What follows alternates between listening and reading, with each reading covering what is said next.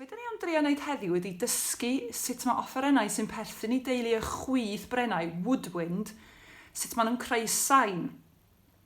A beth sydd gen i fan hyn ydy top offeryn y clarinet. Dyma yr ardal ble fysa rhywun sy'n chwarae clarinet yn chwythu i mewn i'r tiwb. A be welwch chi fan hyn ydy rhywbeth o'r enw corsen, reed, ac mae o'n galed. A mae hwn yn cael ei rhoi yn erbyn yr offeryn. Ac wrth i rywun chwythu i mewn trwy'r top fan hyn, mae'r corsen yn dirgrynu, vibrate. Ac mae o'n gyrru wedyn y dirgryniadau lawr yr offeryn ac yn creu tonau sain, sound waves. A dyna sydd yn creu y nodau da ni wedyn yn clywed.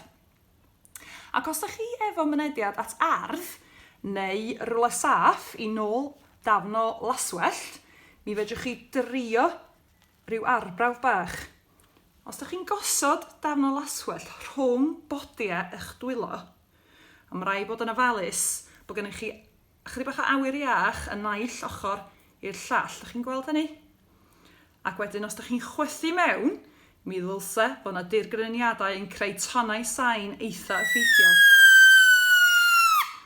Dyna chi sain hyll. Mae'r clarinet yn swnio dipyn neisiach na hynny.